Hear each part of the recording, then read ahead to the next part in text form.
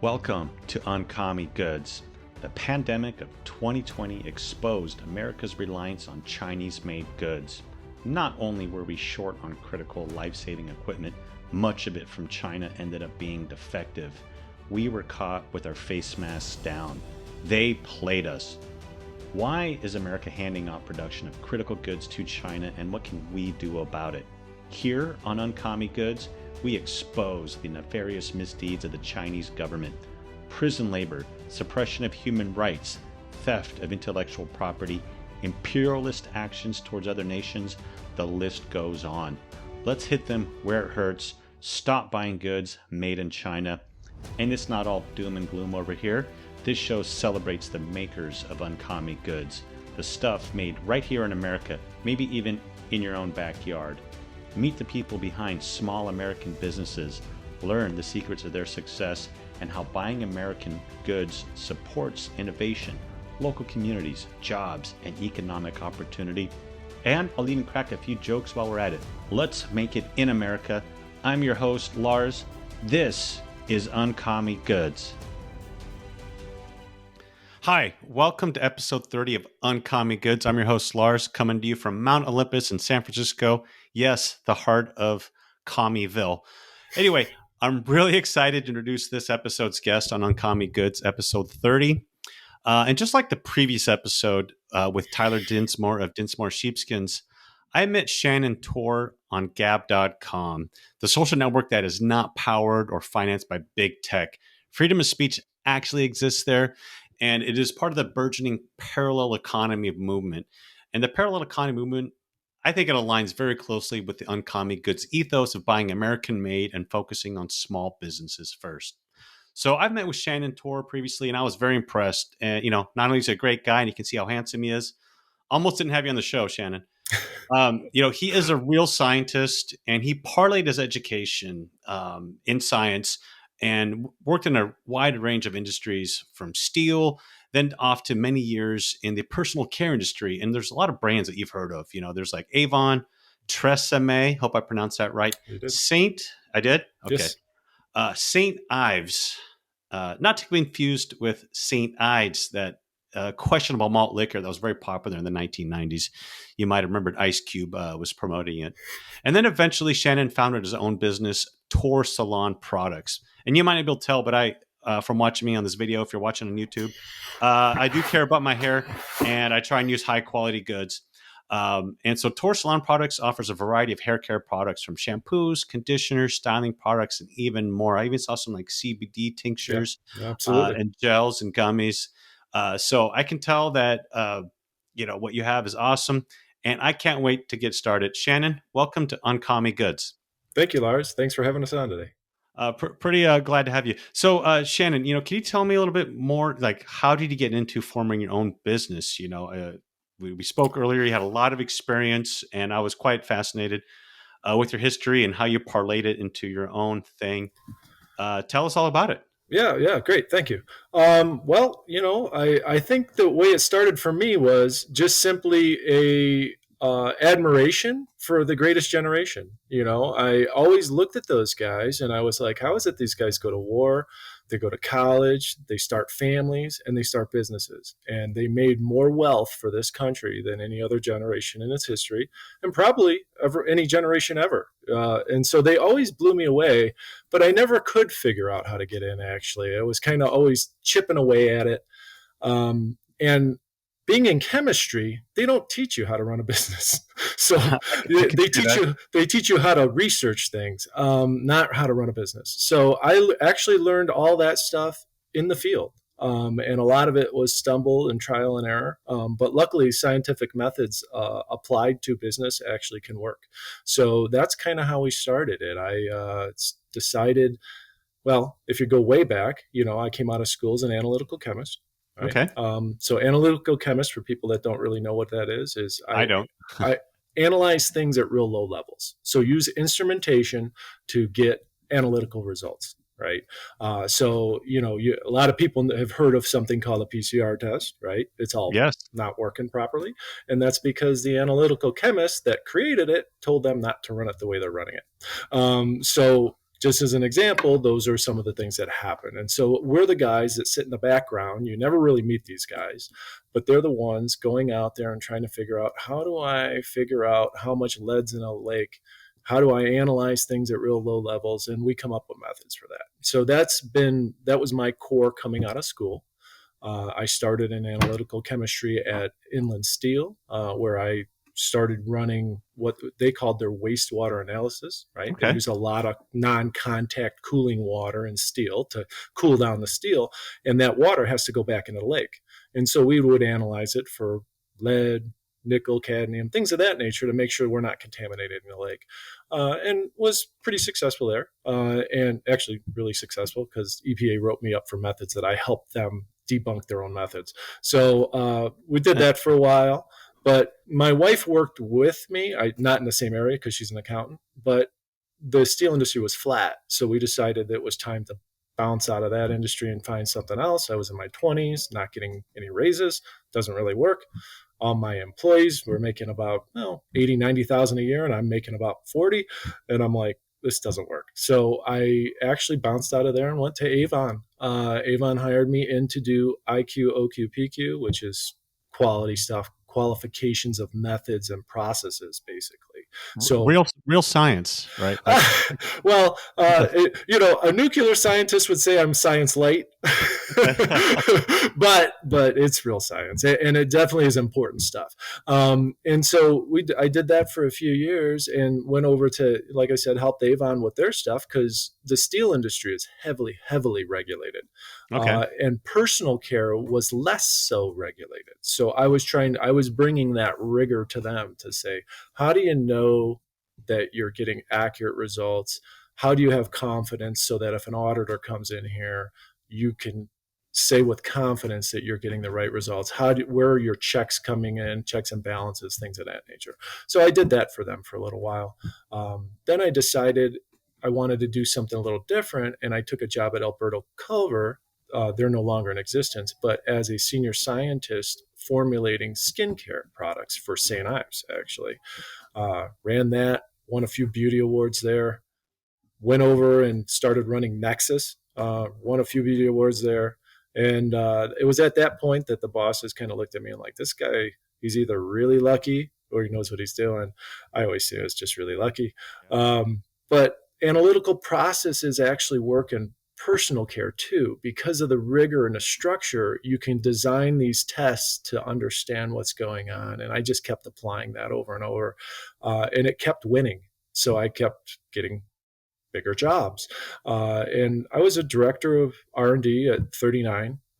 Had many PhDs working for me, and I'm a bachelor's degree. So it's kind of a misfit, I guess, but I was always the bull in the china shop is the way I would describe it. I'd walk in and go, no, let's mess this up. Let's kick that over there and see what happens. And long story short, I got put on a project to launch Nexus, and my role was moved.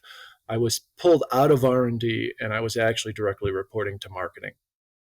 And a wonderful woman by the name of Gina taught me a ton. She told me, I'm going to bury you in marketing, and I'm going to teach you everything I can.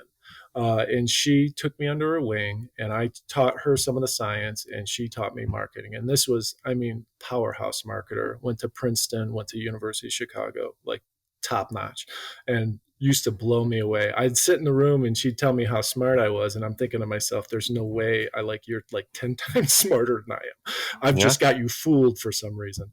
But she helped me. And then I took a job at Alberto Culver sold. My role went to either the UK, Japan, or the East Coast, or I could have taken a job with L'Oreal out in Paris. None of those were right because I had a 5-year-old daughter and a professional wife at home. And so I took a job at Carmex for about 2 years. Karma Labs is the name of it. And that's the lip balm, right? Absolutely. Yeah, very, very popular. Fantastic lip balm. I'll just be brutally honest. When you test it, it's the best. They didn't even know that when I went in. I went and validated all that, showed them how good they were. The owner, which is a third generation privately held company, started teaching me how his grandfather launched his company by selling into independent pharmacies.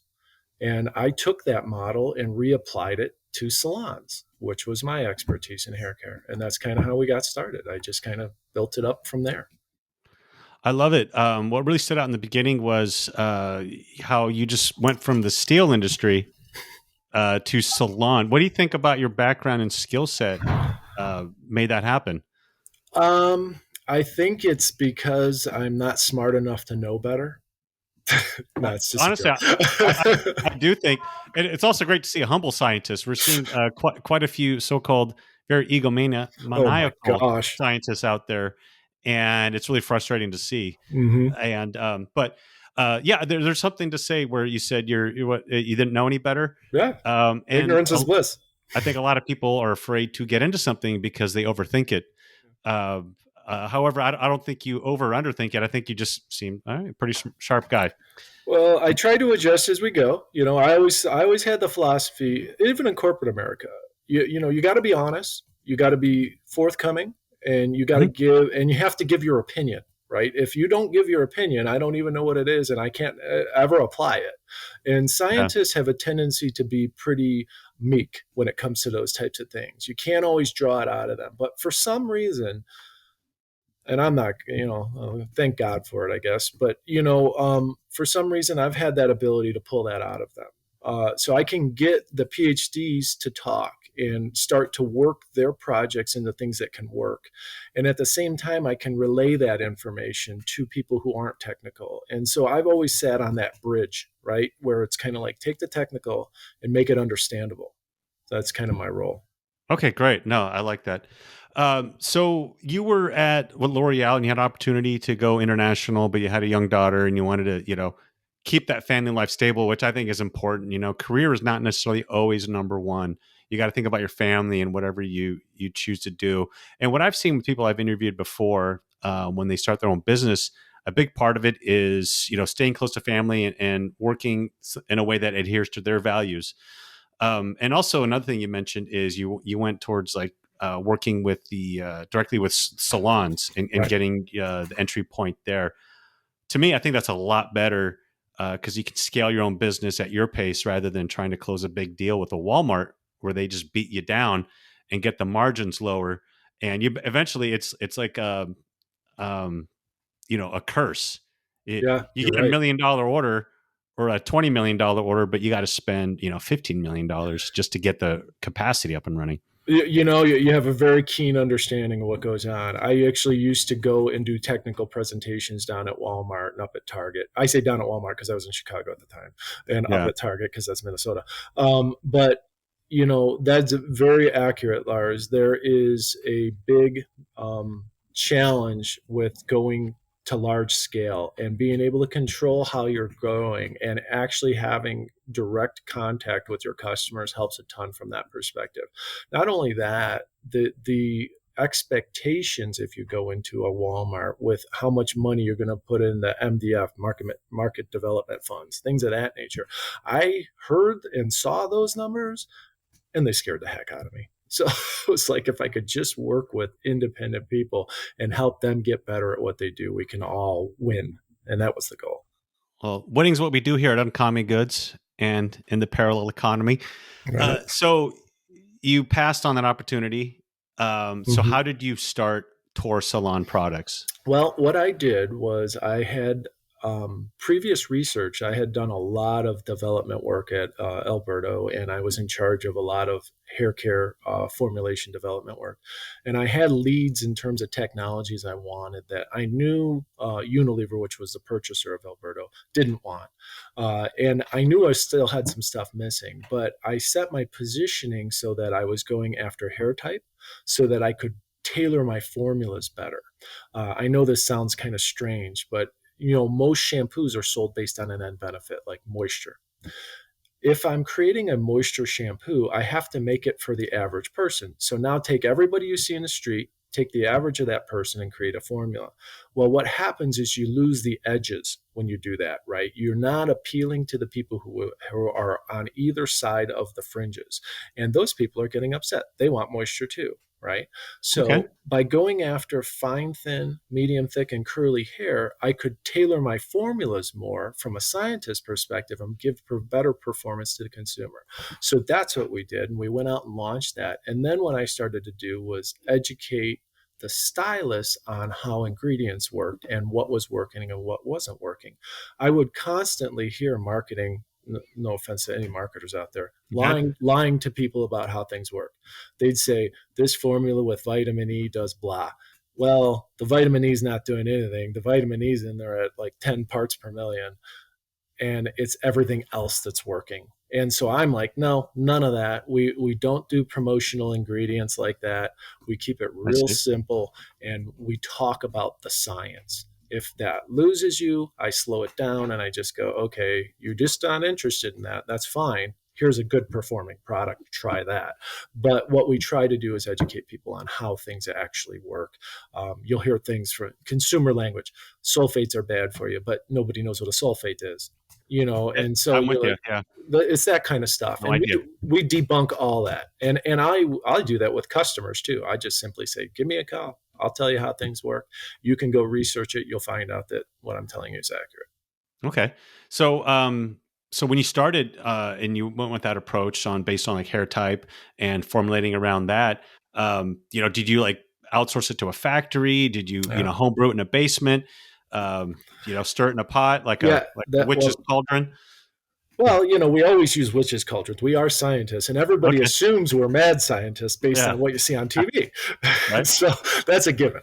Yeah. No, what we did was, my intent was actually never to produce in house. Okay. My goal was to use third party manufacturing, or co-packers is what the term is, to do everything. I was going to paper formulate it all, hand them the formulas, have them send me back a product. Right. Um, I did that. The first round of products we did that, it was an absolute disaster. I picked the Oh, really? best co-packer in the country, very nice people, but my labels came in crooked, upside down, sideways. I'm like, oh my gosh. So I'm literally going case by case through each product, making sure they're good before I'm sending them out. And at that point, I said, well, time to pivot. Small business owner, we got to bring it in house. And so we brought it all in house. I bought a lab that I used to use at Alberto Culver. I brought it into my facility. We bought a processing tank and all the equipment we needed and just brought it all in. Again, luckily, I'm very fortunate. I knew all these things, right? These are Okay. things that I was taught at Alberto, and all I had to do was go out and find them and bring them in. So basically, that's what we did. We started just going out and we'd go to auctions and all these used, you know, lab equipment, which people don't want really. Yeah. It's like 10 cents on the dollar. I'm buying tanks that cost, $100,000 for $8,000, stuff like that, so that's Oh, what you do. wow. Yeah. I can't imagine going out and buying a lab, not my area of expertise. So I find that quite fascinating. So, what kind of surprised you the most? I know you make, you know, made in the USA products, and you Yeah. source your goods, and source materials are all USA made. What kind of surprised you the most about, making 100% USA made product? Well, the trick in you can source most things from the states. Hmm. That's not such a problem. The biggest problem a lot of times is making sure that who you're sourcing it from is getting it from the states. So what do I mean by that? A package manufacturer might have 5 plants throughout the world, right? And so then it's incumbent upon you to, and they'll tell you, and they're not trying to hide it. It's incumbent upon you to go, well, where are you making this? Because they might be making it in Germany and sending it over. They might be making it in China and sending it over. It's hard to say unless you ask the question. They will be honest with you if you ask them, because they're not Okay. trying to hide that stuff. But even knowing to ask the question is probably one of the biggest things. Is to go, okay, I'm buying this from a company that's headquartered in, we'll make it up, Minneapolis, right, Minnesota. Then taking the next step and saying, well, what plant are you making this at? And again, a lot of that is just knowledge of the industry and understanding where things come from. But the other part is poking at them and going, you are making this here in the States, right? And which Yeah. plant's it coming from? And if not, okay, well, what can we do? What are you making here so we can pivot to that? Gotcha. So ask questions Oh and yeah, make them answer, right? And sort of push the envelope to get an idea. Okay. No, absolutely. that makes sense. I mean, it's like going out to a restaurant. You're like, hey, what is there? I don't know, gluten in here if that's important, or are you using real butter, or is it, because that's important to me. It's eating like real food, and so pushing back and ensuring that you're getting what you're expecting to get. Yeah, yeah. And Yeah. what I find is most places are, we're honest people. Most people are like, yeah, Mhm. this is how it's done. This is how we do it. I even had one guy come back to me and go, we do make that in China, but if that's a problem for you, we can source it from a different plant. And I'm like, Okay. okay, well, there was one material there. I was like, all right, this was an exotic material. So I had to source it. It had to come up from overseas. So it ended up coming from France. And see, that's not necessarily a problem because if the option is, hey, we got 8 ingredients and 7 of them are made in the US, and the eighth one is either made in China or France or Germany, I'm more than happy to get it from France or Germany Right. because those countries are friendly to us. And as far as I know, they're not trying to screw us over and negotiate in bad faith. Other people might disagree, but that's not what I'm seeing on a daily basis. I And would if I agree. was going to get a car, it'd be a Porsche from Germany. So There you go. It wouldn't be a yeah, bad choice. yeah. So have you seen any issues with products from China, like Oh, yeah. working with the bigger manufacturers and the bigger companies you've been with? Yeah, absolutely. Actually, we've had like recall problems from China. So Oh, like do tell. it's gone to the scale of we've had to pull it back, off the shelves. So I'll give you two quick ones. Okay. The first one, and it's the more recent, so I'm kind of going backwards in chronological time. But the first one was I was at Carmex, and Carmex uses, if you've ever used it and look at the label, you'll see lanolin on there. And lanolin is a grease that comes from sheep. It's cleaned and it's really healthy for us. It actually mimics our natural oils that come out of our body very, very well, like 98% the same. And so they're the biggest consumer of lanolin in the world. It's a natural product. All they do is basically when you shear a sheep, you take that wool and you clean that off and bleach it, and that's lanolin. Okay. So there's no lanolin on my sweater right now. No, they took all that off there to sell it to someone else. Okay. Um, but what happened was this: we're buying this, and now all Carmex products are drugs, right? They're over the counter drugs, OTC drug. That's sunscreens and anti acne products, things of that Okay. nature are over the counter drugs. And so we're getting this lanolin from them, and they send us a sample, and it's all great. And we say, yeah, pull the trigger. They send over a whole container of this stuff. And what we found when we melted down the first drum was at the very bottom about 10 pounds of sand. Okay. That sounds like a lot. Yeah, it's a couple shovels full. Okay. And so I'm trying to make a drug product, and you're throwing sand in there to increase the weight so you can get a little more money out of me. It probably netted them a whole $2,500 more, which like you're kind of like, this doesn't make any sense at all, but yet that's what they did. Because you're never going to buy from them again, right? Cut off totally. I Yeah. mean, like immediately and forever, right? In fact, in within a day, there was a no China policy in the company. Like everything got rejected coming out of China. So I love it. and I that's mean, it how it probably had to should come be. to that. Yeah. But Yeah, it's horrible that it had to, but they ended up in the right place. Prior to that, I was running. I got to think of which brand it was. It was Nexus that we were running, and we were doing a promotional where we were. It's a hair care brand. We're giving away brushes if you're buying a shampoo and a conditioner kind of thing. So it's all tied together in the shop, and these things. So marketing orders these products. They're coming out of China. Actually, we were like, no big deal. They're brushes, like right, yeah. shouldn't be a problem. Even I'm like, well, it's a Yeah, brush, right? yeah, it's a brush. You're kind of like, well, whatever. It's not even a functional ingredient. It's just brushing your hair, contaminated with lead. So we're like, you're kidding me. Like you couldn't keep Yikes. lead off of a hairbrush. And so, we reject the whole thing. We had to recall a bunch of products. It's ridiculous. I mean, you're thinking to yourself, like, there's a Yeah. lack of ethics, and then there's deliberately sabotaging, and you're like, which one is this? You can't always It, tell. you can't tell, and it's I hate to ascribe something to a culture, but I don't know what it is. Like it seems like it's a very short term thinking to go, hey, I if we think so. just throw a bunch of sand in here, we'll make more on this order, rather than like, hey, you know, we can send them high quality lanolin and get repeat business over and over again. Well, think about it. And yeah, Biggest consumer of lanolin in the world, and yeah. they're sticking it to them. You're like, what are you doing? That's horrible business Oh man. strategy. Yeah, you think at least, give them a good deal and just create a good Right. business relationship. So, well, I'm glad there was a no China policy. My policy is no China Yeah, I feel the same. anything. Although I'm here, speaking to you on a MacBook, and it is nearly impossible to find some things that are not made in China, like a microphone, or it's a made in America. It's really hard to find a microphone that's not like $1,000. It's so it's very challenging. So it's something I try and apply in everything, and that's why the parallel economy is important to me. Well, jumping back on something you touched on earlier, we're talking about like vitamin E in the hair care products or ingredients and skincare. What are some other like marketing myths, for us regular consumers? You mentioned sulfate. We don't even know what it is. Is it bad? Is it good? Right. What are some other marketing myths, and are there any other ingredients we should avoid? Oh yeah, yeah, that's an interesting one. Anytime someone's playing the fear game, Okay. your flag should go up, right? So if Okay. someone's saying, I free of, free of this, free of that, take a step back and say, well, is that a problem?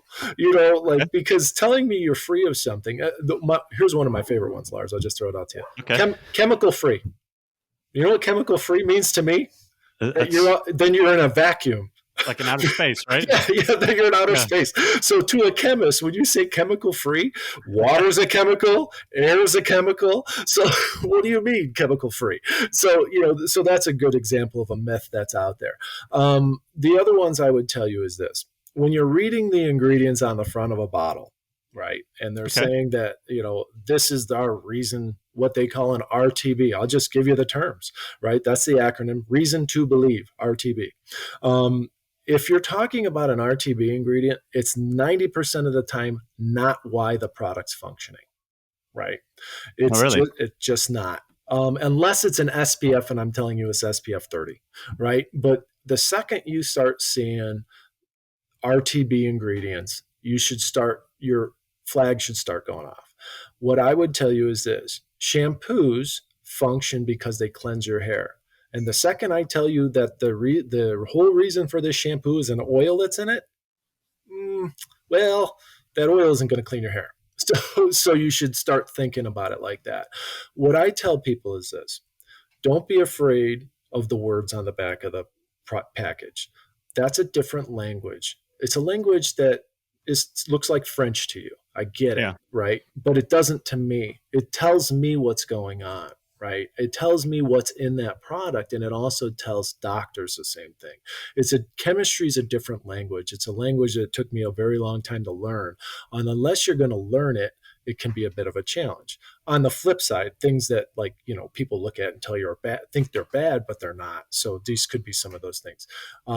Alcohol, cetyl alcohol is a great example. That's a Okay. wax. That's a wax. It's a solid pellet at room temperature, and it's used in conditioners to make it white and to give it viscosity, give it some structure, right? Cetyl alcohol cannot dry your hair, just like cholesterol will not dry your hair. The OL, the all, means alcohol functional group to a chemist, right? Okay. It does not mean drying. It doesn't mean it's ethanol, which is the one we drink, and it can dry you out. So understanding that these things shift and that's just the chemistry. That's just how it works. So Okay. that's So if what I read the back of the bottle of conditioner, it does say what cetyl alcohol on there. no That worries. don't start doing shots. No. No, not gonna Okay. get you buzzed. All right. Good. But I'm it may cutting back anyway, so put you in the toilet. I don't know. okay. Well, gotcha. It's true. You're talking about the language of a chemist, and like I've heard arguments like, "Hey, I don't want to eat any food that's full of chemicals." And then a scientist will say, well, would you eat? And then they'll list like 27 ingredients. And people will say, no, I'd never eat that. Like, well, that's actually an egg, right? Right. Which is, Well, we think of as one ingredient, but it's actually like 30 different things. well, Or something on a like that. flip side, you'll get someone saying, "Well, I only want things that are natural." Yeah. Well, lead's natural, arsenic is natural, Sulfur, sulfur is natural, cyanide. cyanide's Yeah. natural. I don't Yeah. want any of those things personally. Gotcha. You can have them all you want. I'm going to avoid them, I think. Gotcha. So you think some of the people are conscious, or they try and avoid chemicals, and it just turns out it's just the wording might seem harmful, or It's what it is it's a feel good thing to say, yeah. right? But it doesn't it shows a lack of a desire to understand, in my opinion. I don't know that for sure, but it's like that shows that you're not really comprehending it, right? Like, go for the comprehension, don't go for the flash. And they're falling for the flash, but that's Okay. what marketing is. I mean, I'll be honest, that's what sells products is, the flash. Yeah. So is Yeah. it what I it mean, is? when it's Halloween time and it's time to buy candy corn, I'm going to buy it, even though it does say cholesterol free, but I didn't buy it because it's cholesterol free. I buy it because I could eat it nonstop. So, That's right. but it's funny when you see that fat free, cholesterol free. You're like, hey, this is candy corn. Well, I think the perfect example, Lars, look Yeah. at the food pyramid that we grew up with, right? Yeah. Telling me to eat like 12 servings of carbohydrates a day. What? Yeah. No. Whoa. And then we're looking around at the people on the street going, oh my gosh, Yeah. we need help, That didn't work out so well, did it? Right. Yeah, I'm with you there. And of course, that totally go off on that. But I think the food pyramid, isn't that just corporate interests? Whoever lobbied the most kind of got their little thing in on I each think level. so. I look at it now and I'm like, that thing couldn't be more wrong. Yeah, I inverse the pyramid. Everything that's supposed to be bad for you, I eat the most of the high protein, the meats, fat, vegetables. I used to Yeah. tell all my employees, eat like like we ate 200 years ago. Yeah. Eat the way we did when we were walking the plains. If you eat that way, you are going to be healthy. Yeah, absolutely. And people, they take it too literally. They go, well, I'm not going to go hunt anything. Well, you don't have to go hunt anything. No, But I'm not saying that. Yeah. Think a little bit. And it is funny because people actually, we could go off here, but people will treat their dogs better than they treat themselves. Mm-hmm. So they'll be hanging out with a little Pookie going, oh, I'm giving Pookie these natural snacks, because dogs evolved eating, carnivorous foods. Absolutely. Meat. I'm like, Yeah. well, what are you doing eating those Cheetos? Oh no, that doesn't apply to me. I'm like, yes, it does. You're a mammal. You evolved over, a long time eating these natural foods and Yes, we things. did. So, Yeah. Well, I say that, so I used to do this to my mom. I hope she does. Well, I'm going to make her listen to this, but okay. In any event, I go into her house. She would have margarine in the freezer or the fridge. I would walk in there, I'd grab it, I'd throw it in the garbage. And she'd look at me and she'd go, why are you doing it? I'm like, if you want butter, eat butter. Yes. It's fine. Your body knows what to do with it. Yeah. And we can't process margarine. We can't. I'm huge on this. I don't know if I mentioned this before when we met, but I'm, paleo ancestral health movement. So I'm really into that. And, you can see how pale I am, but I don't wear sunblock anymore. I just limit my time in the sun, and I try and get, direct sunlight in the morning. And when you approach life that way, to me, I think you start, cutting through the BS a little bit about everything that's out there. Lars, that's fantastic. Yeah. I at some point, let's get on a conversation and we'll talk about sunscreens, because I went to a sunscreen symposium and had an epiphany there. And we were literally in Florida at Disney World, and incredible stuff. Well, but it totally changed my viewpoint on those. And we do not touch sunscreens. We are talking personal care products. You want to do it now? Do tell. Yeah. Okay. I'll try to keep this real short because I'm long-winded, I know. I love it. But I'm at this conference, and this somewhat arrogant professors up there talking about sunscreens. They had just approved UVA and UVB, right? So we got broad spectrum sunscreens. They were doing the speech of, well, are we done? Have we done everything we need to do? Blah, blah, blah. And I'm like, oh my gosh, this is so arrogant. It's disgusting. But right in that, I had a flash and I went, Okay. do you know, and I'll just ask it as a question quickly. Do you know what? There's one chemical that every animal on the planet makes to protect themselves from the sun. Do you know what this is? Melanin. Boom, nailed it. Melanin. Yeah. Right. So knowing that, as they're telling me this, and knowing that when you're looking at UVB and UVA, you're blocking up to right around 380 nanometers. That's a wavelength. We're covering that up, right? So that you're not getting exposed to that. But everything above 380, you're getting exposed to. So I have this epiphany and I go, I wonder what melanin protects us up to. This is what God gave us to protect ourselves, Indeed. right? It protects to 750 nanometers. So what has happened with sunscreens is we have taken away the rhythmia. That's the redness. That happens at 280 nanometers. That's what tells you when you should get out of the sun because you're burning. You need to get out of the sun. That's your signal, early warning signal. Everything above 380, you're still getting the absorbance. So those are what are called longer wavelengths, and they penetrate deeper and they get into the DNA and screw that up, right? So now you're absorbing between 370 and 750, and I'm not going to leave the sun. I'm going to stay out longer. And we're wondering why cancer rates are going up. Yeah. So let that sink in. I told my wife, throw the sunscreen out, slowly get some sun into our daughter, and give her a tan. Don't burn her. I don't want to burn. But if we can slowly build this, we'll be fine.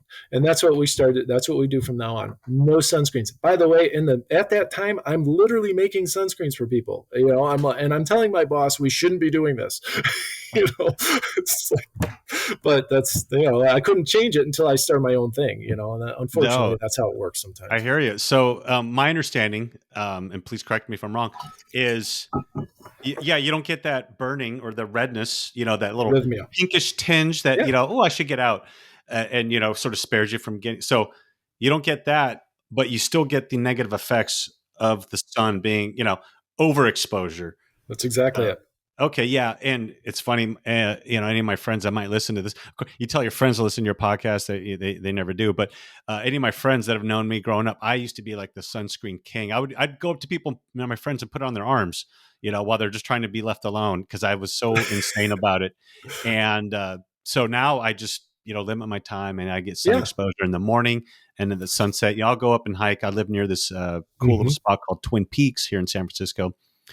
It's one of the things that make the city worth living in. And I'll get up, at sunrise and take off my shirt. And I'm like the weird guy at the top, just getting sunlight. That's what we're supposed to do. You need that vitamin D is so important. So important.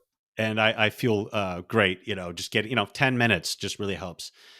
So yeah, that's been a big shift since I've been approaching like this natural, like how did we, what did we, like 200 years ago, they didn't have, UVA and UVB spectrum coding, people just went out there and lived. And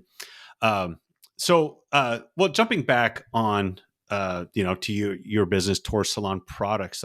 So I mentioned earlier, I met, shampoos, conditioners, and you focus on hair types. Just, tell us a little bit more about the products you make. We make a full line of hair care, shampoo, conditioners, styling aids.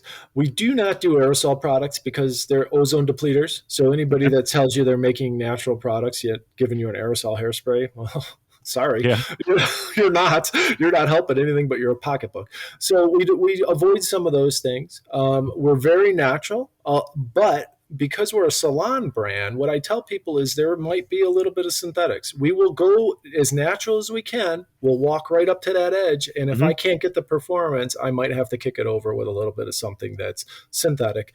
But we make sure that they're all biodegradable and all, as renewable as possible. Right. And so that's kind of our philosophy. We also do some CBD products, as you mentioned. We do tinctures, we do gel caps, we do gummies, and then we do some lotions, which is really my forte. Right. A lot of people can do a tincture. It's just mixing an oil into an oil. But when it comes to performance out of a lotion or a roll-on, those are where we kind of make it sing. And so we make some of those products too. And We do some contract manufacturing in addition to making our own line. Okay. We try to do this small scale. So most contract manufacturers want to start off with, say, 10,000 units per individual SKU, right?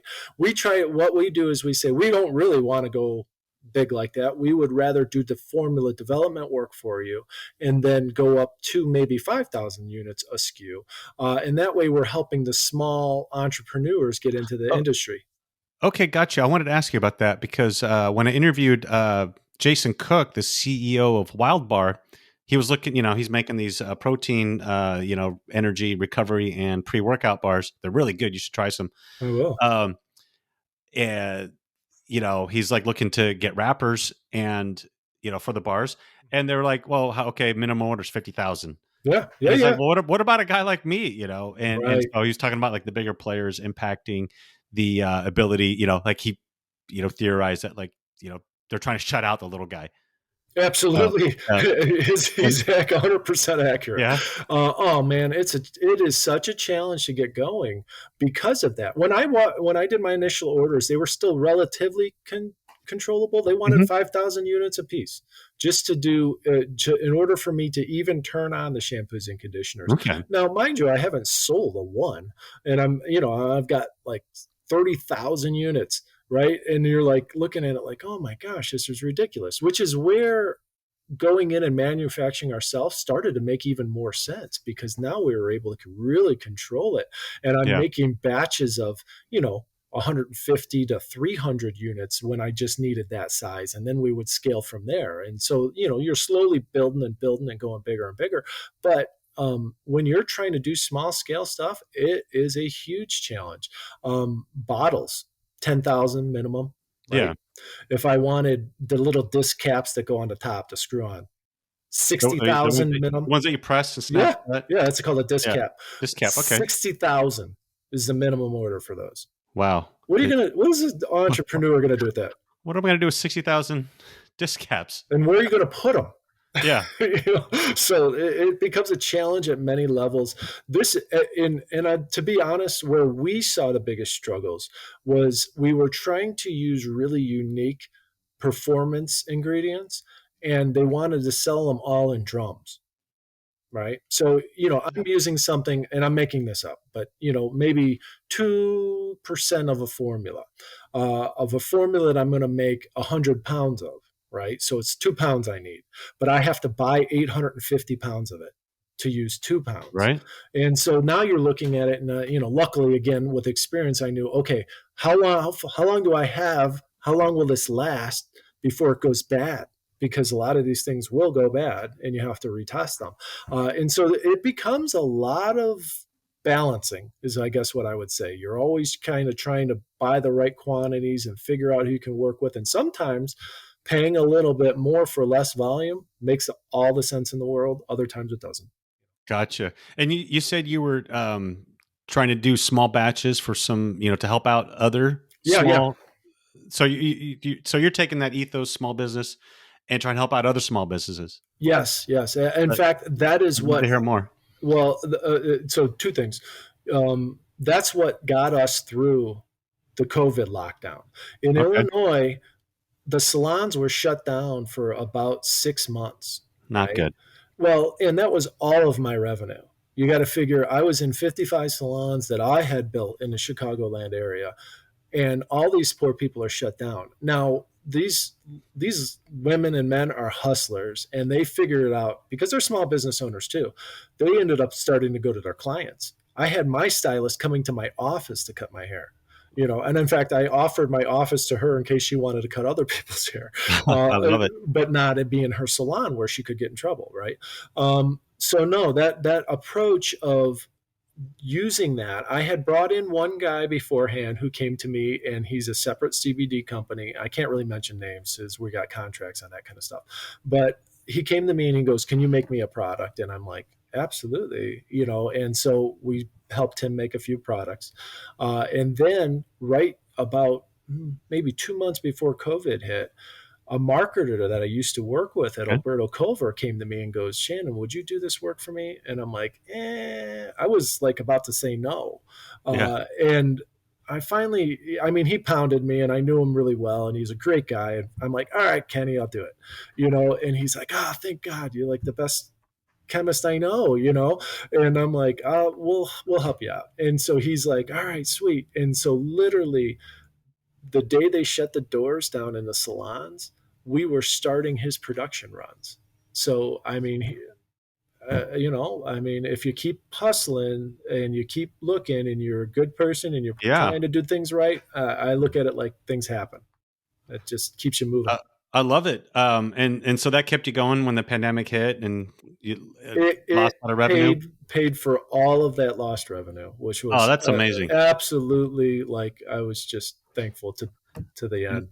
And that was based on a previous relationship. And Yeah. that's how, a lot of business goes that way is who do you know and how long have you known each other and have you proven yourself before? Yeah. It's how I got my last job. I, one interview when I was in because I was referred to by someone that was trusted there that I worked with and who vouched for me. And of course I didn't, bag the interview or take it lightly, but it goes to show that establishing those relationships really pays off. And it does matter. And when people understand the type of ethics you bring to these things and that you have integrity and that you're going to do everything, I handle these products. I handle their products like they're mine. I mean, they're their products. But like, if I feel something's wrong, I'll show them. I'll be like, listen, I don't like the way this label came off. Can I pull these out of here? Get them out of there.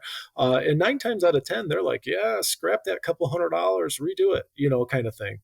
That's great. I even have a friend who's a winemaker who quit because he made all this great wine and it was stored in this shed during a heat wave, uninsulated. And he's like, that wine has my name on it. I quit. And so it's great to see, standing behind your product like that.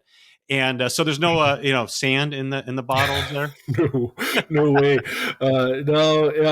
I'm honest to a fault. I love it. The way I look at it is I have lost money because I've misquoted people, and that's me. That's my fault, and I eat it when that kind of stuff happens. I do not.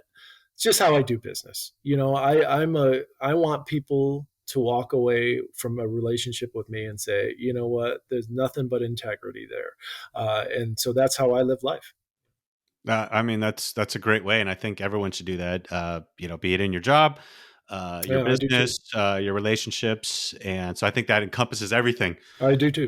Not just, I know you're a part of like the parallel economy and Gab.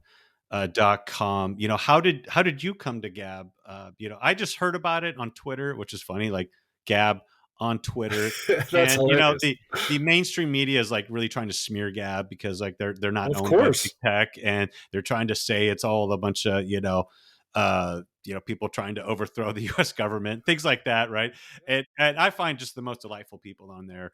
It's all who you follow. There's awful people on Twitter. There's awful people on Facebook. There's child trafficking planned on Facebook. They're not doing anything about it. So makes me ill.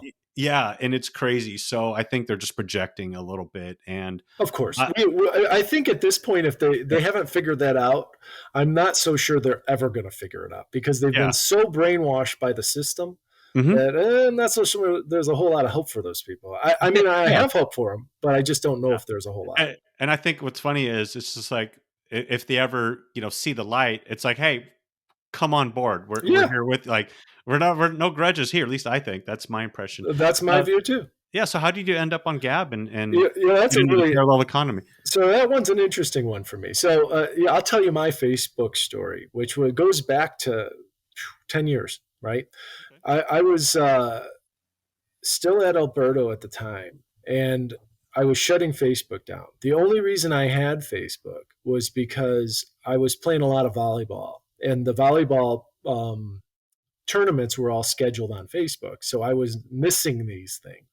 And it was driving me crazy. So my wife one day sets this account up for me. So I use it for maybe 2 years. And I'm like, I can't do this anymore. And she's like, why? I said, this is neither social nor media. I said, so for social media, it's got neither one. I said, this is a bunch of people trying to force their opinions on people. That's not social. And I said, and it's not media because none of this is accurate, none of the data. So I'm like, I'm shutting it down. And one of my buddies, the scientists I worked with, looks at me and goes, how am I going to get a hold of you? And I'm like, what? Like, you have my cell phone, you have my home phone, yeah, you have my email. My office is 50 feet from you. You know what I mean? And like, Yeah. it was all of a sudden I was leaving the planet, according to this guy. Like, you know what I mean? I'm like, I don't get that. So anyhow, I kind of shut it down. I don't do social media. That was like where it went from there. I wouldn't touch it. So about a year ago, my wife goes, you got to check this out. And I'm like, what is it? And she's like, this Gab. And it's like amazing. It's like it's free speech, finally, like a free speech platform that people are actually allowed to do stuff. I love what this guy's doing. So I start reading about Andrew Torba, and I'm like, man, this guy's got it going, man. He's getting smacked down left and right by banks shutting him down, and he just keeps plugging along. I'm like, I love it. And so I'm like, all right, I'll look a little. So I'm like on her account looking a little bit, and I'm like, little time passes. The COVID thing hits, and we relocate to Colorado from Illinois. And I looked at my wife and I said, it's time to jump in on this. And she's like, what do you mean? I said, let's start advertising on Gab. Let's get involved. I was taking a different approach. I was going to all the school board meetings locally. I was starting to get involved at a local level just because we all know that things need to change. And I'm like, I'm not one to sit back and tell other people to do stuff I'm not willing to do. So that's what I started doing. I started going to everything. I'm going to the PTA meetings. There's the only dude in the room. You know what I mean? They're looking at me like, why is this guy even here? You know what I mean? But, I'm like, no, this is what I've got an 11-year-old daughter, and I want to make sure that things are done the way we want them done as a community, and a fantastic community. And so I was like, let's do this at every level. And so we started leaning into on that kind of stuff. And that's kind of how we got involved. So I actually use Gab now, and I hadn't used social media in 10 years. I don't even use LinkedIn. I'm on it. You'll see me on it. Hasn't been touched since I left Alberto Culver 10 years ago. So, it's one of those things where I look at it and I'm like, I don't like all the crap behind it, but when people are honest and able to actually tell you what they want or what is important and be honest, all of a sudden those things come out. And yeah, you can get people that are extreme, but okay, I can deal with that. I'd rather have honesty. Yeah. And the thing with free speech is free speech isn't free for stuff that you want to hear. That's what people think free speech is. I want to say stuff. Yeah, but the inverse is you're going to hear stuff that you necessarily don't want to hear or agree with, and you have to accept both to have free speech. That's what a lot of people don't understand. I don't know why. You know, Lars, I struggle with this. Like, I'm too logical sometimes, but I'm like, what? They think they can tell you anything they want, but you're not allowed to? I was like, to me, that's a misnomer. It's like, I don't even want to live in that world. Right. And so it's really strange, but that's kind of what they've built. They've separated everybody into these little groups. They don't. And so that everybody's pitted against each other. And what I tell people is, you know what? 80-90% of the people I meet are good people. They're not bad people, and they're not trying to do anything to you. They're just trying to live their life and want to be left alone. What's wrong with that? Why? I think COVID is a perfect example. If you want to take a vaccine, take it. Absolutely. Why does that mean anything about me? You can jab yourself every day till the end of infinity. It's fine. I just don't want to. Yeah, keep going, man. You can have mine. But the idea that those people are like, well, you're harming me by not taking it. I'm like, ugh. Yeah. I took that science class. I have a minor in biology. No, I'm not. You know what I mean? I know how the immune system's supposed to work. That's why I call you a real scientist. And so. With the parallel economy, like how do you see it expanding or growing and supporting itself, and just like how do you see the parallel economy? You kind of summed it up in terms of how some of what I see. I look at it like they didn't want us in their sandbox, so a new sandbox is being built. Now that doesn't mean you can't come play in our sandbox. I'm not excluding you. You're trying to exclude me. So fine, I'll stay out of your sandbox. But if you would like at some point to come over here and play with our toys, come on over. And so I think that what you're seeing, and this is what we've actually experienced too, is that now if I need a machine tool, I'm looking for someone on Gab. If I break my filler or something like that, Mm-hmm. I'm going to try to find somebody, a small business that will help support me in that manner, right? So I'll turn around and I'll give them the business. And I think that that is probably the single biggest way for us small businesses to make sure that we're around. Because let's be brutally honest, when COVID shut down the world, they didn't shut down big corporate America. They Amazon, only shut down Amazon. What about Walmart? It was yeah, open the whole time. yeah, exactly. So the stylist who sees 10 people a day can't cut hair, but the person that rings out 150 people a day, that's fine. You know what I mean? It doesn't even make sense. So what happens is it becomes very clear. And then, Klaus Schwab was nice enough to have his book pre-written about the Great Reset. I'm assuming you know what that is. Do you know that one? Standalone. I think I've heard something about it. Okay. Yeah, do tell. So this is beautiful. They shut down the economy in March-ish, right? In May, Klaus Schwab's book release called The Great Reset. Well, let me get this straight. All book publishing is shut down for 2 months. When exactly was that printed? Yeah. You think they had a plan? I don't know. Maybe I'm wrong. I guess I'm a conspiracy theorist, right? No, it's hilarious because it's becoming so clear. Right. Yeah. And this is why I think heads are starting to pop for people that can't figure it out. Right. They are so conflicted. They're like this, and they don't even know where to go anymore because they can't keep their heads straight. Right. Their arguments don't make sense. Black Lives Matter. Yeah, they do. Okay. Now what? You know what I mean? What's next? That doesn't do anything. And so I really like the idea of having your own sandbox, right? Within a larger sandbox, and it supports itself.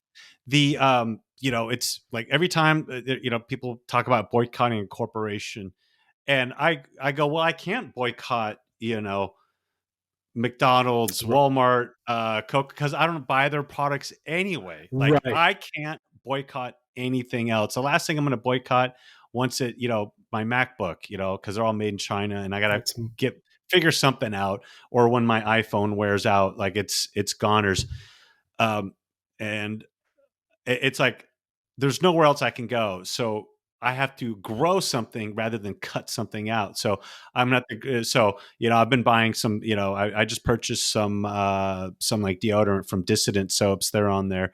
When I run out of shampoo, I'm going to you.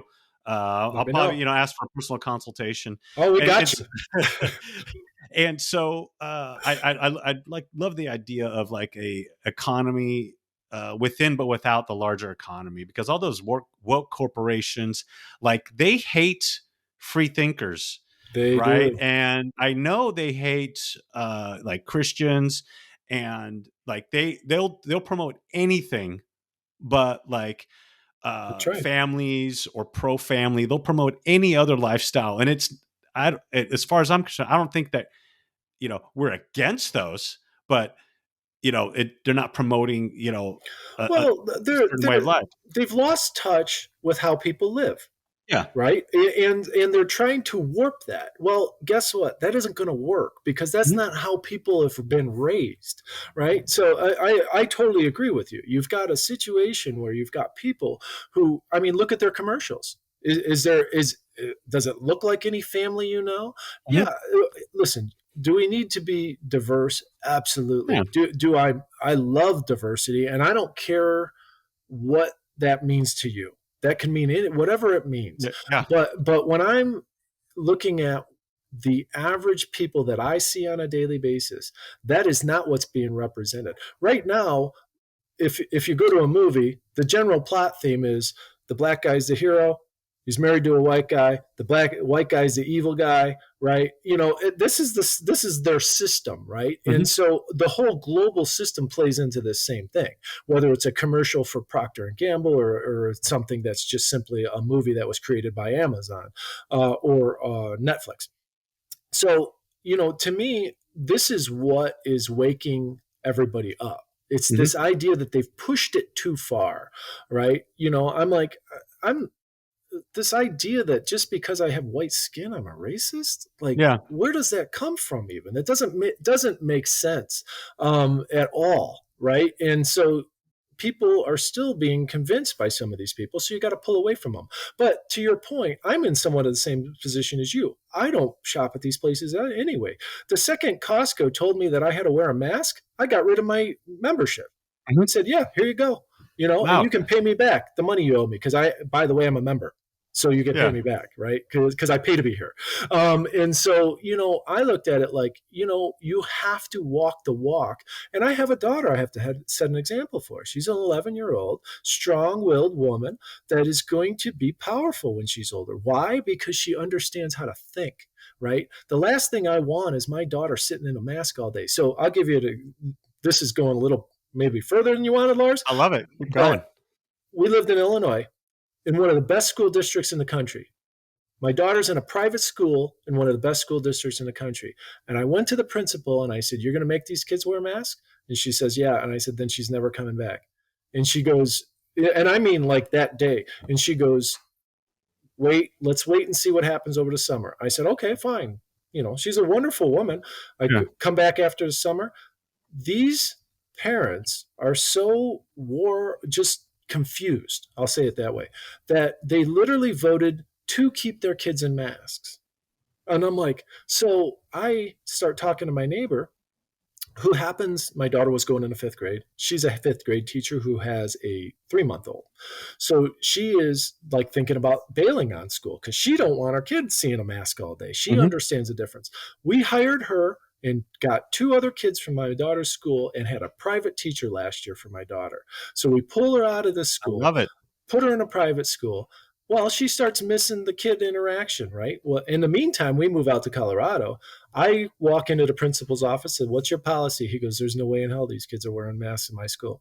And I'm like, I love this guy. I didn't Yes. even know before I bought the house. And I'm like, I looked at him and I said, "If you need me to stand in front of you, behind you, to the side of you, I don't care what it is, call me." I said, we need leadership. We need people to stop being sheep and start thinking. It's my take. No, absolutely. Absolutely. And, I've known people that, the second that they're asking to, vaccinate their toddlers, they're going to be out of California. Yeah, they should.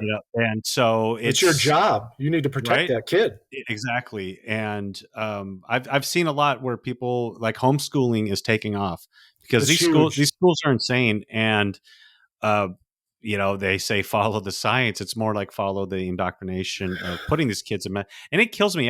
My nephew is in high school, and I dropped him off once, and you have to wear a mask all day, and you're vaccinated, and like I honestly don't get it. And the illness rate for under 18 is next to zero, so close to Well, zero that follow the science. yeah, Show me the study that says a mask is good for us. yeah, It doesn't exist. yeah. The reason it doesn't exist is because the science says don't do it. So it's funny, when someone, I think he's coined the term that he is the science, right? Isn't that where Yeah, we're at yeah. He now? said, if you disagree with me, you disagree with science. I'm So like, no, he's science. You know what I yeah, mean? yeah, It's a joke. And so what's sad though is there's a lot of people that know better that aren't speaking out about it. There's a lot of chemists, doctors, people that have technical educations that should know better, right? And they're simply not, either one, not willing to do the research, or two, they simply some of them are paid, and then three, some people are just they're brainwashed. They can't see it, right. But whatever it's taken to get them there, I'm like, you need to wake up. Personally, I don't know if you remember the movie Airplane. You remember this movie? Oh yeah, back in the day, Okay, yeah, when they're shaking that woman and kind of, yeah, I feel that way most days. Like, come on, wake up. right. And, and what's funny is everybody else being insane is slowly making me insane. I hope It, not. yeah, You got to mean Lars. I'm This going is crazy. why I live in Colorado Yeah, is to get away from the insanity. yeah, The environment I was in, Cook County is in Illinois, right? You know, that's Chicago and surrounding area right there. They now have vax passport or proof of identification or something like that. It required. I talk to my old scientists often, and I'm like, "How are you feeling today?" And I'm like, "I haven't had a mask on since I left that state. I walk into any store I want. I go into restaurants all the time.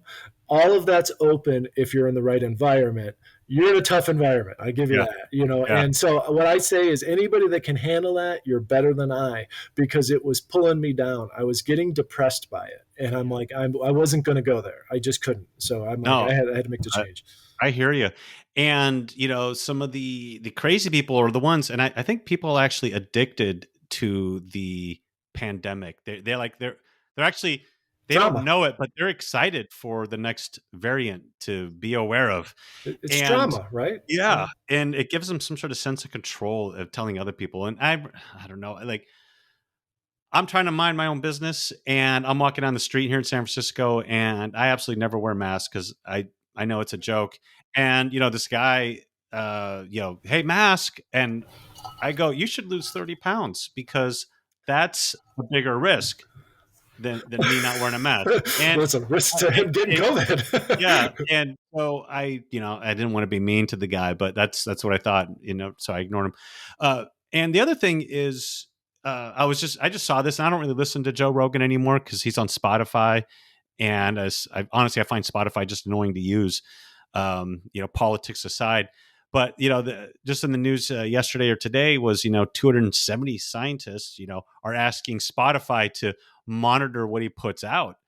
And and I go, instead of trying to censor somebody else, have your own podcast Have a that, counterpoint. yeah, like say, hey, and if it's valid, it will help me gain traction. But you know what? No one will listen to it. Well, Yeah, if it's wrong, debunk it. yeah, Oh, you can't debunk it? Censor it? Okay, yeah, gotcha. Guys, yeah, it seems familiar. I remember a little history where things were censored like this in the past. yeah, yeah. It wasn't all that long ago, right? And Exactly. so it's hilarious to me that people feel. But again, this is that wokeism. It's a superiority complex that comes with it. Like you have the right to say something to somebody else. My wife's a little more bold than me with some of these things, Oh, but really? Yeah, yeah, she someone said something to her about, do you have a vaccine passport? She goes, well, when's the last time you had sex with your spouse and what position was it yeah, in? And they're like, and she's like, you're asking personal questions. I'm not allowed to ask you personal yeah, questions. And so she's like I said, she's a Southside Chicago girl. She's a little yeah. tough, you know what I mean? And she gets flared up every once in a while, And I'm like, whoa, slow it down, hon. But people don't recognize that that's the kind of stuff that you're doing. My Yeah. personal health information is none of your business, especially when you weigh 200 pounds more than I weigh. Yeah. Look at you and look at me, and I'm supposed to take advice from you. Yeah. And, like look at someone like Bill Gates, if I want to look like Bill Gates, I'll take health advice from Bill Gates. Right. And you see these health ministers like in Brussels or Belgium and, Oh the my Netherlands. gosh. And What I'm about sorry, but the one from LA? She's like, yeah, I'm not sure she's breathing.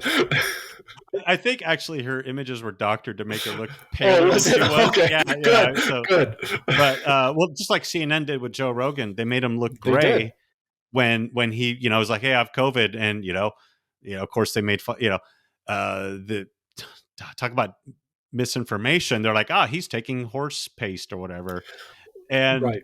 Yeah, the guy oh wins a god, Nobel Peace Prize for making this drug, and you're yeah, making it a right, horse drug. yeah. Well, what's funny is I have horses, right? And Oh, you so do? Nice. yeah, we have 4 of them, and we had to go get some ivermectin because they need to be dewormed. Well, Yeah, it's in the back now. Like, okay, so, we go to feed stores and stuff, yeah, right? Tractor supplies and stuff like that, where they have these things. And they're like, you're not going to take it, are you? And I'm like, I have 4 horses, yeah. and no, I'm not taking this. You know what I mean? but I guess that's where we're at now. When people are being shunned from getting literally what is a good quality product they could have, I guess they're going to try to find interesting ways to get there. Yeah, wow, that's amazing. And it also reminds me of that hydroxychloroquine incident where some lady gave her husband a bunch of uh, stuff from the fish supply store and ended up killing him. And honestly, I think she was trying to kill him. And people are just insane. I believe that's an ick. What's it called? An ick medicine. It's a parasite medicine for the fish because I used to have fish. Okay. But I could not imagine trying to drink that. Yeah, I love it. I love it. And I would say the real pandemic is poor health and people not able and willing to freely share ideas and arguments, and they get their ego cut, stuck on being right rather than, re-examining their point of view. You need to be able to do that to grow and expand and know. One of the biggest challenges I've found in my career is, and this is true of all scientists even, right, is, we're supposed to use the scientific method. You have a hypothesis, you test the hypothesis, and then you reassess what happened. Did I learn something? Is my hypothesis still valid? That piece is a challenge for people. They have a challenge when it comes to shifting that position. Even scientists struggle with this. I personally say that this is probably why I was more effective than most of them, is because I would take that knowledge and go, okay, I was wrong, and I need to reassess what I was thinking here and come up with new ideas that support this new direction. That even scientists lock in. And they want to go, no, I can't let it go. It's too real for me, kind of thing. Yeah. And so, apply that to people who don't do this on a daily basis, right? And it can be a challenge for them. So, I get it, is I guess what I'm saying is it can be tricky. But what we need to do is have the most open mind possible, because the reality is this: we're not being told anything near what's real about what's going on around us, right? Yeah. And until you come to that realization, you're going to really struggle, and it could cause all kinds of goofy stuff, depression and whatever else. But I look at it like, they tell me the history is written by the victors. Well, how much of my history is accurate? Right. The victor wrote it, right? You got to think about those types of things. And if you're not going into that and having that kind of open mind to everything, there's always something to learn. That's just my rule of thumb. Yeah, no, that's true. And that's why I call you a real scientist. Because you're obviously you're willing to re-examine, a conclusion with, new evidence. And you have to. Yeah. And I've taken many hard stands in my life. And, to have them, presented with new information, I'm with you. It is a little hard to change your mind on things. Sure. And it's funny, like in politics, though, they'll go, hey, 18 years ago, like say someone's running for president, you were adamant about this issue, and now you're flip-flopping. It's like, well, it is kind of good to change your mind in light of new evidence. I could be wrong. As opposed to trying to the latest poll, what should I say, right? Have principle, right? But if you're doing it with morals and principles, you're fine. You're going to be clean, and you're even going to be able to explain why you're making those changes, because it's like, well, I learned this, and this, and therefore this is no longer valid, and I had to shift some of those things. There's many positions in my life that have been shifted. I had a friend I used to work with, fellow scientist, used to make this comment every time he gave a presentation, and a lot of his stuff was bunky, goofy stuff, but this was a really profound statement he would make. 98% of everything we know to be true today will be proven wrong tomorrow. Wow. And that's been true of history throughout history.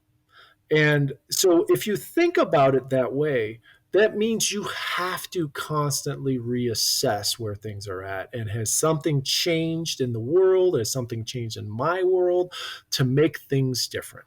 If you have that, and by the way, he struggled to have that kind of open mind, even Yeah. though he'd say that. Yeah. Um, Living it is more difficult, and so it's an interesting thing. But that's kind of how I try to live life. If everything I've been taught, is I'm going to at some point shift that position a Wow. little bit. And having that open mind to that allows you to, one, forgive yourself for making those changes, and two, embrace those changes, right? And say, you know what, I'm just trying to do the best I can with the information I'm provided at the time. Yeah, and that makes a lot of sense. And that kind of leads into, my next question is like, what kind of advice, jumping back to, your business, we kind of got big picture there, which I love. What advice would you give to other aspiring entrepreneurs that want to make like a USA focused, USA made business? Okay, a couple things. One, um, research, right? Understanding your market, who you're going after, is number one.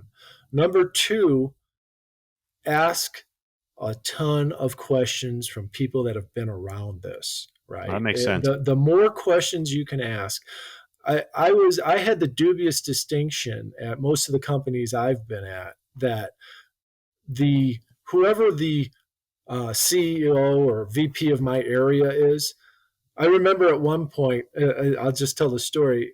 His Yeah. name was Carlos, and he would do this whenever he could say, "Is there any questions?" And then he'd put a piece of paper in front of me, and so Yeah. because he's like, "I am so sick of you," and he even said it at one point, "I am so sick of you asking me these questions that I can't answer. They're too deep," And I'm like, "Whoa, I'm trying to learn." And so there's a fine line there, right? Yeah. Because I told him, I'm like, "I'm not trying to rub you the wrong way. I'm not trying to stump you. I'm inquisitive. So be inquisitive. You have to ask a ton of questions. Don't assume you know the answer as to why Yeah. someone did Very something huge. they did." And then the third one is, try to find somebody that's done it, right? Try to find somebody that has, and it doesn't need to be in the same industry, but find a core of entrepreneurs that you can bounce these questions off of, right? Because what I find is I have a buddy that's a very successful plumbing business. Well, I get to ask him questions about like things he's done. Like, well, Yeah. what do you think of this? And he doesn't know the science, but he understands business really, really well. And so he'll be like, "Well, did you think of that angle or did you think of this angle?" You have to have that circle of confidence where you can kick the tires, right? Like you're buying a car. You need to do those types of things. And if you can do those things, and you're willing to, bleed a pint of blood, you'll probably get there, is the way I say Yeah. it. You just got to grind it out, And so, we spent many hours at the lab with my daughter, eating pizza in the front room, and she's doing science experiments next to me as I'm trying to Yeah. create new products. This was the way of life for a few years. My wife would literally come pick her up after work and come to the office because they wanted to see me, and I'm like, it's the easiest way to do it. And then, my daughter's zooming around in the back on her scooter and things of that nature. So, you got to make it a family thing too. That's, I guess, the third piece. Bring everyone in, because if you do that, you're going to be more successful, and you're also not going to end up in a situation where, you guys aren't communicating anymore, which would be horrible. Okay, yeah, that's brilliant. And I think bringing the family in, so they kind of see what you're doing, and also, yeah, you stay close and in touch, and they see how hard you're working. I think that Yeah, might, they get yeah, to, it's funny because, chemistry is one of those weird things where when people haven't done it for their career, they tend to be really interested to see it. Like they want to see yeah, it come together. So, I've got my wife making batches, you know what I mean, and yeah, teaching her how to make shampoo and stuff. She's a finance FP&A person, but she's in the back. She's like, "This is so much fun." I'm thinking it's and- work, you know what I mean? But that gives you some of that life back too, because you start yeah. to see that she's having fun with it, So I think those things are important. I love it, and also I think a key to your success is you didn't go the big retailer route. You No went way. directly to, and that, so you're removing effectively a few Couple roadblocks layers. in the supply chain or layers in the supply chain or links, you know, going directly to salon. So it's almost kind of like you went in through the back door, Yeah, or I don't know if you have another metaphor for no, it. no, no. I think that's a good way to say it, and we did that very for a very good reason. We knew that the distributors that were selling the salons also didn't understand the technical Hmm. aspects of the product. So, in order for us to push the technical aspect, I'm like, I want to go in. And in fact, my plan just before COVID hit was I was about to hire one of my old chemists that I trained Okay. to come in and help me too. And she would have been doing the same type of things, going, creating products, but then going into the salon and saying, hey, this is how it functions. This is what we do. What do you think of this? How's that functioning? Because when I was at Alberto, we had a salon in the building. We had three Oh, wow. staff stylists. And so I was getting constant feedback on how products were performing and stuff like that. And what you start to realize is that they want that knowledge. And so that's the reason we kind of focus that direction. But you're exactly right. Removing that the distributor in the middle, one, it gave us better margins, right? So our Mhm. margins go up. Two, it gave us better control. I have direct contact with that owner now instead of having indirect contact. Yes. And so they have a face to go by. And let's be honest, some of the time I was literally hand delivering these products because I'm visiting people and they put in an order, so I hand drop it off, or I have my daughter running in to drop it off for them, Right. and they're like, "Oh man, he's here," Yeah. and enjoying that. So again, make it human, right? We're human, right? there's nothing wrong with humanity. We need that back.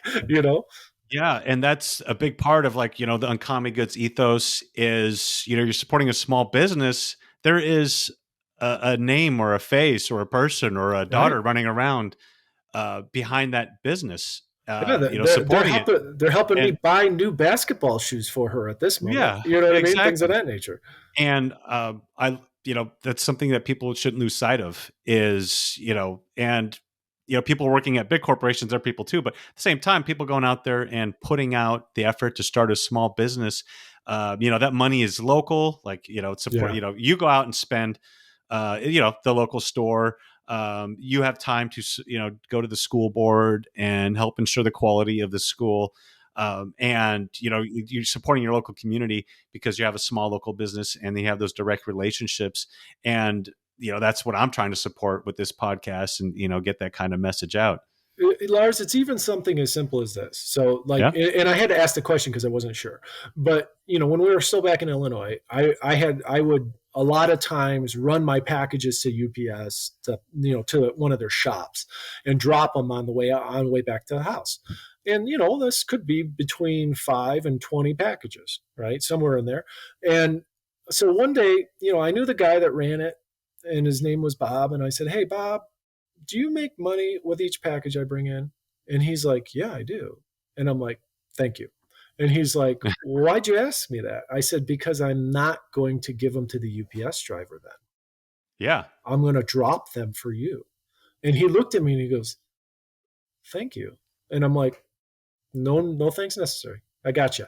Well, the goofy shutdown starts happening and people are getting all freaky early on. All Yeah. right. And I mean, people are like lined up outside his shop with masks on. He would see me pull up.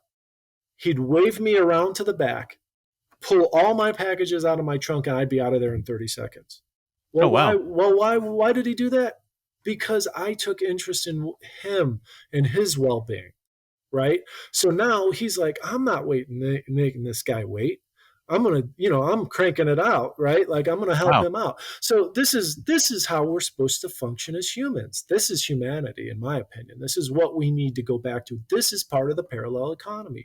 We write each other notes when we send products to each other, thanking each other and things of that nature. That's how life's supposed to be. That's how it was in the back in the day.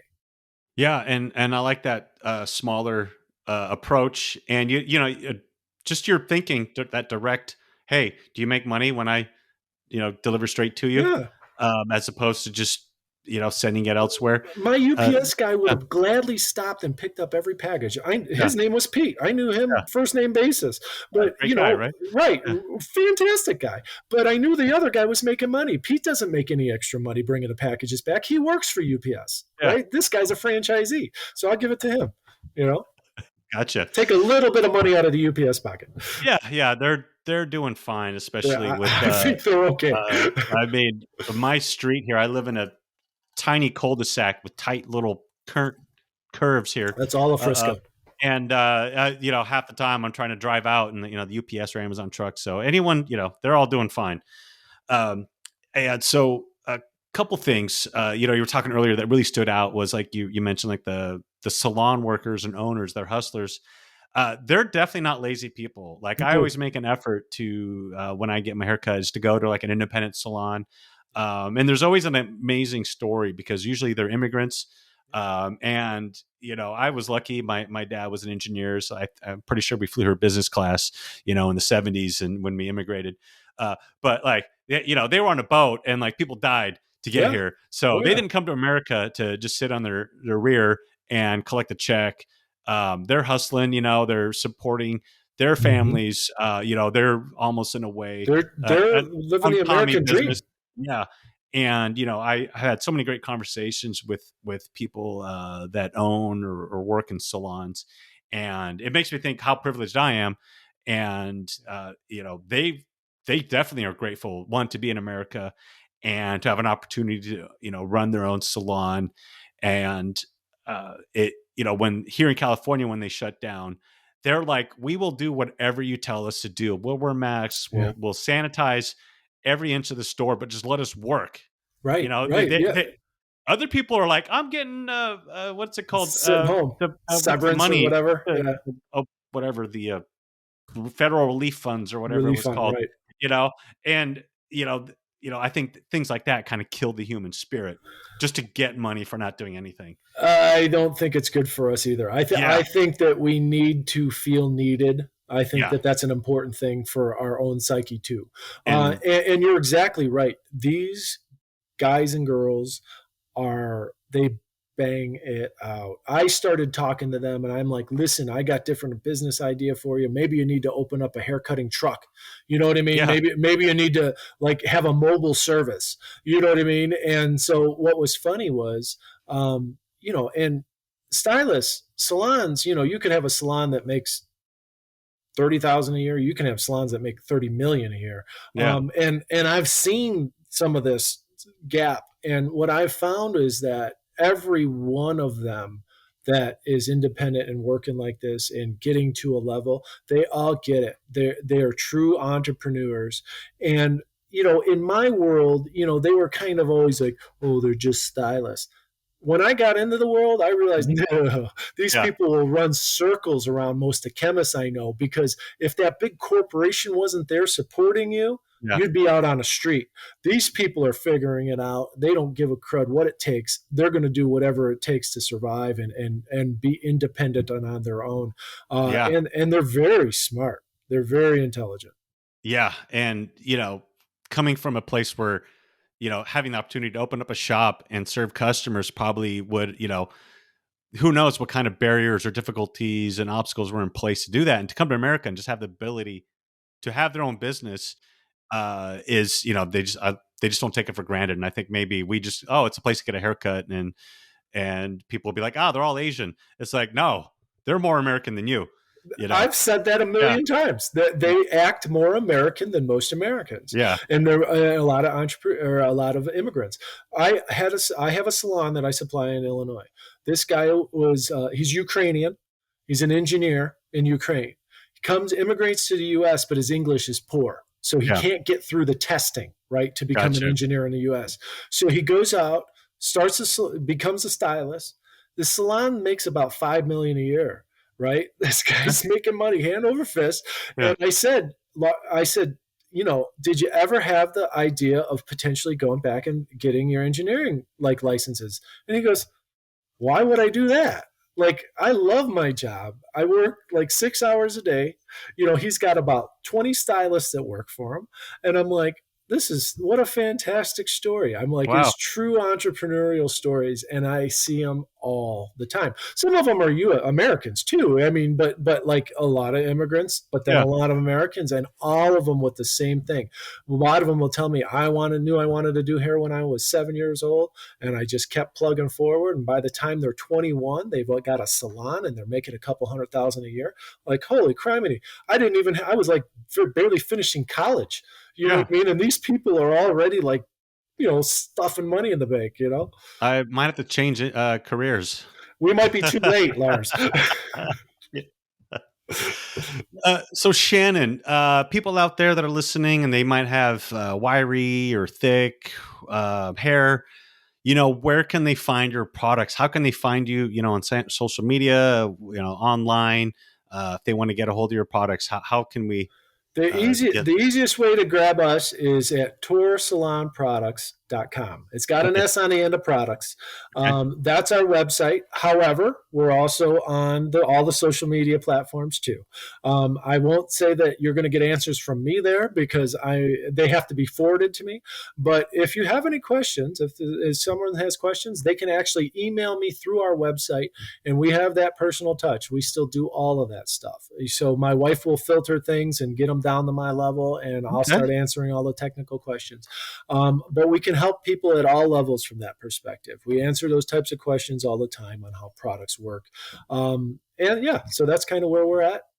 Gotcha. So TOR Salon Products, TOR Salon Products. All one word. .com. Okay, with an S at the end. Yes. No, that's terrific. So Shannon, it's been so great to have you on the show. I don't know if there's anything else you wanted to share. Not in particular. Just thank you. Okay, so thank you, and so glad to have you. A real scientist, a critical thinker, an entrepreneur. Supporting your local community with your business, and ethical businessman, and using high quality ingredients, all sourced in America, and even your packaging, right, is American sourced. Absolutely. And so I know that's important because, very important thing that shrinking that supply chain reduces the risk. In the quality is more the higher quality with that, and so just love to see a story like yours. And it was an absolute delight having you on UnCommie Goods. I'm a big fan of the parallel economy. I'm trying to spread the word on the UnCommie Goods, buying American, and parallel economy, supporting small businesses that are aligned with your values. So Shannon, thank you so much for being on UnCommie Goods. Oh, thank you so much, Lars. It's been fantastic. Ton of fun. Thank you.